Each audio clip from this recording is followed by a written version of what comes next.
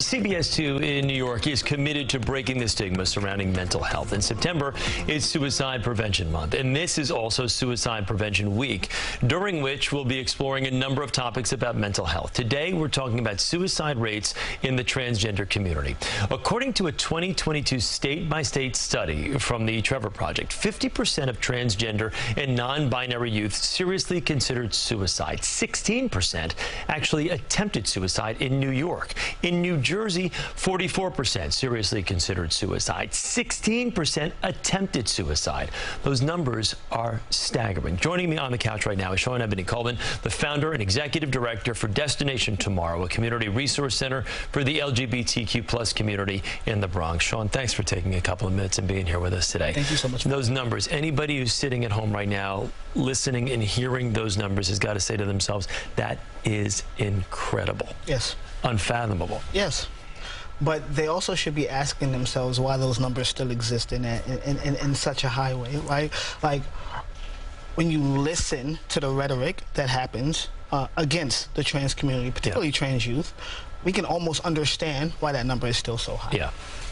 Your Destination Tomorrow, you're the executive director. If you could just explain to the folks at home exactly the type of resources you provide, the type of safe haven that it has become.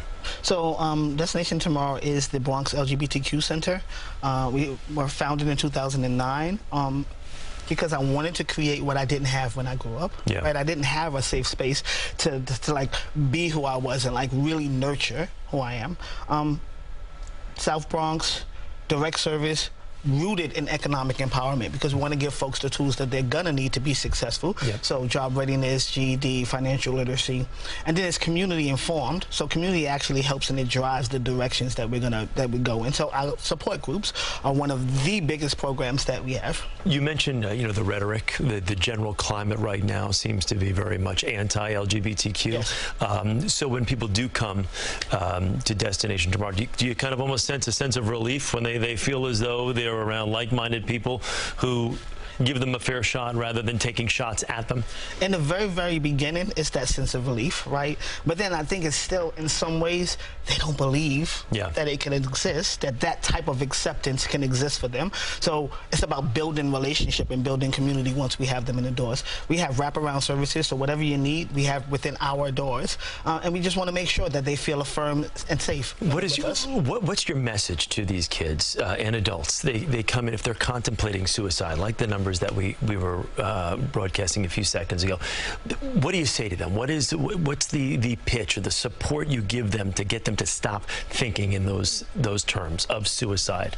Well, we say a few things, right? And I just want to take a step back, right? Because I think the best way to get folks to like reconsider suicide is to hear them, to see them as whole people. And for a long time, we have not seen trans folks. The violent rhetoric, it allows folks to dehumanize transgender, non-conforming, non-binary people. So I think the first thing is to say to those young people, we see you, we love you, we affirm you, and we want to provide you with a safe space to grow into whomever you are. Like, not pointing you in any direction, but giving you an opportunity to grow into who you are. One of the amazing things is we don't just have Destination Tomorrow in New York. We have a Destination Tomorrow Atlanta, too.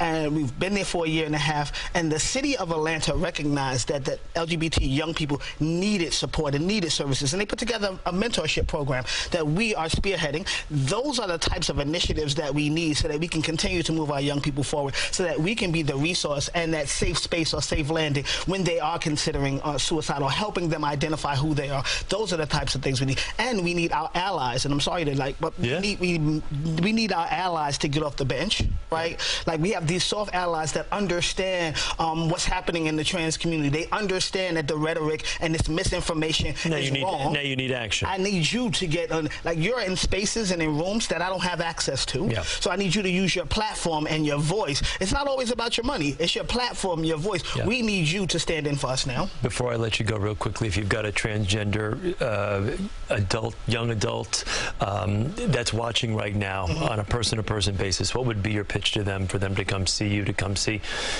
On a person-to-person basis, I'd say I see you, I affirm you, and we love you, right? And I want you to take your time in your transition, because being trans is just a small portion of who you are. We want to grow you as an adult. We want to grow you as an individual. When I was coming up, folks would tell me it would get better. It's going to get better. It's going to get better. When you're in that moment, it's hard to see it getting better, but I am a testament to the fact that it's going to get better. I never would have imagined my life being this way when folks told me my life didn't matter.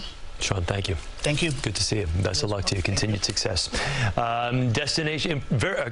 Very important information, obviously. And as a part of our commitment to breaking the stigma surrounding mental health, this year CBS 2 is forming Cindy's team for the AFSP walk in Manhattan. That's on Sunday, October 22nd, and we'd love for you to join us and walk with us. For more information, we have a link at cbsnewyork.com, and we'll be right back.